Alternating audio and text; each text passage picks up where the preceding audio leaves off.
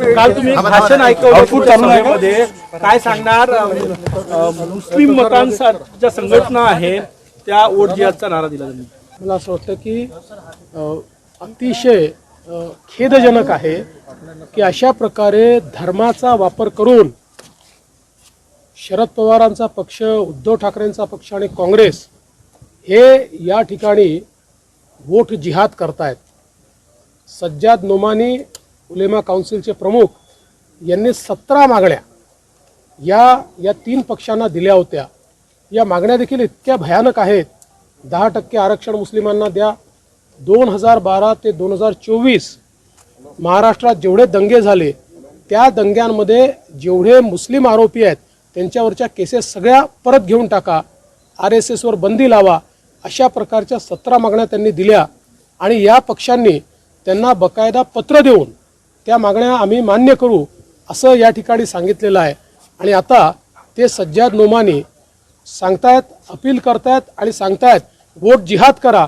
ते म्हणतात आमच्या वोट जिहादचे आला सिपसलार हे शरद पवार आहेत, आमचे सिपसलार हे उद्धव ठाकरे आहेत, नाना पटोले आहेत, राहुल गांधी आहेत.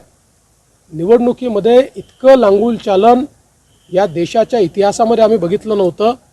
एक प्रकारे केवळ पोलरायझेशन करण्याकरता, अल्पसंख्याक मतं मिळवण्याकरता अशा प्रकारे जर या ठिकाणी हा विरोधी पक्ष महाविकास आघाडी काम करत असेल तर त्याच्या विरुद्ध आपल्याला निश्चितपणे सगळ्यांना एक व्हावंच लागेल.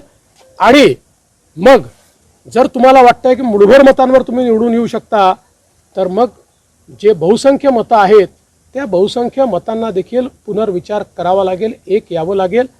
आणि याहीपेक्षा भयानक आज नोमानींचा दुसरा व्हिडिओ आलेला आहे, ज्या व्हिडिओमध्ये ते असं म्हणतात की काही लोकांनी लोकसभेत, काही मुस्लिम समाजाच्या लोकांनी लोकसभेमध्ये भाजपला मतदान केलं, ते शोधून काढा आणि त्या लोकांचा दानापाणी बंद करा आणि त्यांना सोशल बायकॉट करा. आणि हे स्वतःला सेक्युलर म्हणवणारे लोक आज त्याबद्दल एक शब्दही बोलत नाही.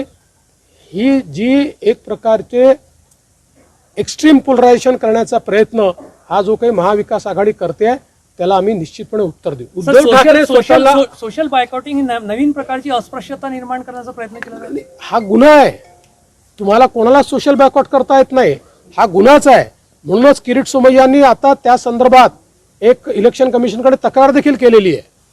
ते एक है तो सेफ आहे जे म्हणत होते ती भीती आता खरी ठरते का या सगळ्या याच्यात? दिसतच आहे. म्हणजे प्रधानमंत्री महोदयांनी जे सांगितलं की आपल्याला एक राहावं लागेल, एक है तो सेफ आहे. आज काँग्रेस जाती जातीमध्ये विभाजित करण्याचा प्रयत्न करते आणि दुसरीकडे महाविकास आघाडी आणि काँग्रेस मिळून आपल्या सगळ्या जे काही मुस्लिम समाज आहे त्या मुस्लिम समाजामध्ये एक्स्ट्रीम पोलरायझेशन करण्याचा प्रयत्न करून ही निवडणूक ते जिंकू इच्छितात. त्यांच्याकडे या निवडणुकीला मुद्दा उरलेला नाही. त्यांनी कधी विकास केला नाही, ते विकासावर बोलत नाही, त्यांच्याकडे रोड मॅप नाही. त्यामुळे फक्त जातीवाद करून ही निवडणूक जिंकायचा त्यांचा प्रयत्न.